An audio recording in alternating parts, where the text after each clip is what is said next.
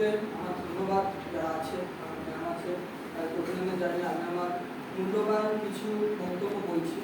তো প্রথম আমার পরিচয়টা বলবো। তো I am tell to story মানে sorry I am telling to introduce myself.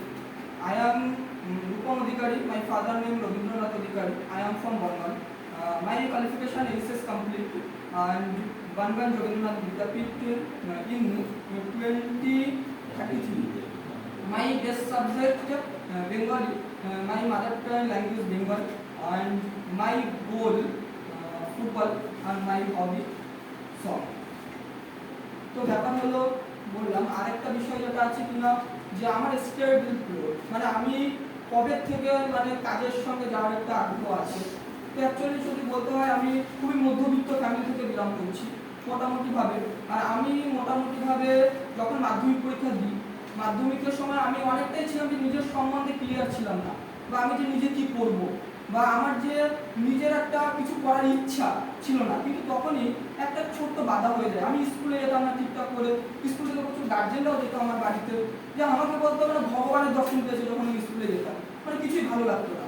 কিন্তু কিনা এর ফল আমাকে ঠিক দিয়ে দিয়েছিল মাধ্যমিকে যখন পরীক্ষা দিই করোনার আগে 2020 সালে। তখন আমি পড়াশোনায় ভালো থাকা সত্ত্বেও হয়তো কোনো সমস্যা আমার ছিল, তার জন্য আমি মাধ্যমিকে গ্যাপ পেয়েছিলাম। কিন্তু তারপরে অনেক হতাশার মধ্যে ছিলাম।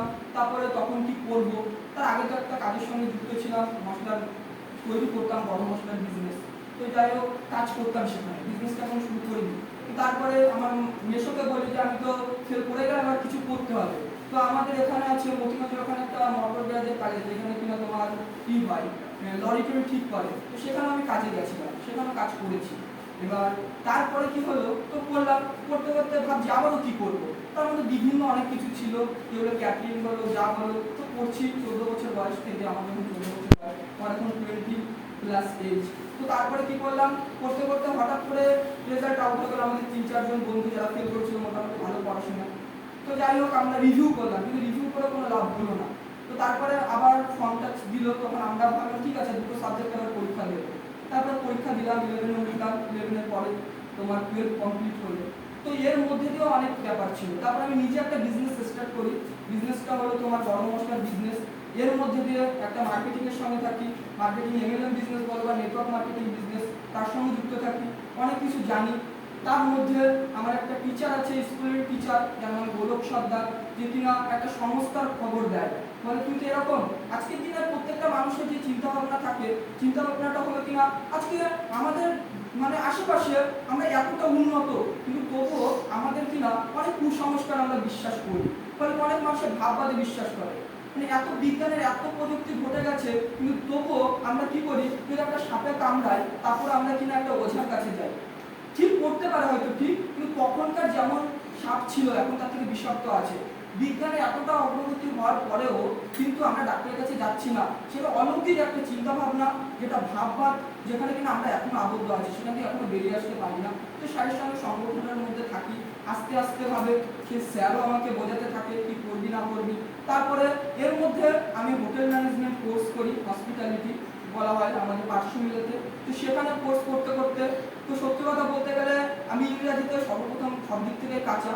তো যাই হোক পড়াশোনা তো আমি সেখানে যাই করি না কেন প্রতিদিন আমি অ্যাক্টিভ থাকতাম। তো সেখানে দাঁড়িয়ে কাজ করতে করতে আমি পড়া করি আর না করি প্রত্যেক দিন যেতাম। এখানে আমার একটা কি আছে না, নিজের প্রশংসা করতে, কিন্তু এটা আমি বলছি মানে টাইম ডিসিপ্লিন, এটা আমাকে মেনটেন করতে হবে। অনেকে হয়তো অনেক পড়াশোনা জানে, তো অনেকে হয়তো ইংলিশ জানে, প্রচুর কিছু, কিন্তু তার মধ্যে একটা টাইম ডিসিপ্লিন ছিল না। কিন্তু প্রত্যেকদিন যখন আমাকে 9টার মধ্যে ঢুকতে বলতো, 9:15, আমি প্রত্যেকদিন 9টার মধ্যে হাজির হতাম। তো স্যারদেরও ভালো লাগলো। কিন্তু সেখান থেকে কোর্স হলো, কোর্স হওয়ার সাথে সাথে অনেককে পাঠায়নি, কিন্তু তার আগে আমাদের কয়েকজনকে ব্যাঙ্গালোরে পাঠিয়ে দেয়।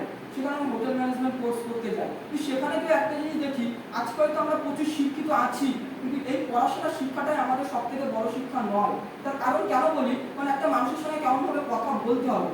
তারপরে আজকে সে সুটবুট করে আছে, কিন্তু তার সঙ্গে কেমন বিহেভিয়ার, তারপরে কেমন মানে আজকে কে কেমন, সে সম্পর্কটা মিস বোঝে না। সেখানে দেখি ব্যাঙ্গালোরে যাই, গিয়ে দেখি অনেক ভালো প্রোফাইলের বড় বড় ডিগ্রি নেওয়া তারা কিনা গেছে, কিন্তু তাদের মুখের ভাষা এতটাই খারাপ। আর 2 নম্বর কথা, যেখানে দেখি যে ভদ্রতা নেই সেখানে আমি কাজ করি না। তো আর একটা জিনিস দেখলাম যে ওখানে আমি তো ইনকাম করতে পারবো, কিন্তু কিনা যে ইনকামটা আমি করতে পারছি সর্বপ্রথম আমার নিজেকে ভালো থাকা, কেন করবো আমি যদি নিজের ভালো না থাকতে পারি। তো ব্যাপার হলো ওখানে 500 টাকা হয়তো ইনকাম করবো, কিন্তু 500 টাকা খরচ করার মতো আমি সময় সেখানে পাবো না। তো তার জন্য আমি সময়টাকে চলে আসি। তো আমার একটা সর্বপ্রথম মেন যে ইচ্ছা সেটা হলো যে আমার সমাজ সেবক, মানে এটা নিজের কথা না, আলটিমেটলি প্রত্যেকে যে সবার কথা ভাবে, নিজেদের কথা ভাবে, আর মানুষের জন্য যারা ভাবা আর কি বলে আজকে বলে তাদের মতন হতে পারবো না, তো তার চেষ্টা করি। নেতাজি সুভাষচন্দ্র বলো, ক্ষুদ্রান্ত বিপ্লবী যে চিন্তা ভাবনা, কোনো পলিটিক্যাল কোনো কিছু নয়, কিন্তু সেখানে আমি চেষ্টা করি যে কিনা যে তাদের মানুষের মধ্যে পৌঁছে যাওয়া, মানুষের সমস্যা এরপরে মানুষকে আমরা কোনো কিছু দিয়ে দিই না যে তোমরা এটা দিয়েই দেবো, হ্যাঁ তুমি করবে কিভাবে সেরকম চিন্তা ভাবনা আমি তোমাকে দেবো, তোমার জিনিস তোমাকেই করে নিতে হবে, কিন্তু কিনা তোমাকে বলতে পারি যে তুমি কি করতে পারো। তো এরকম একটা চিন্তা ভাবনা থাকি।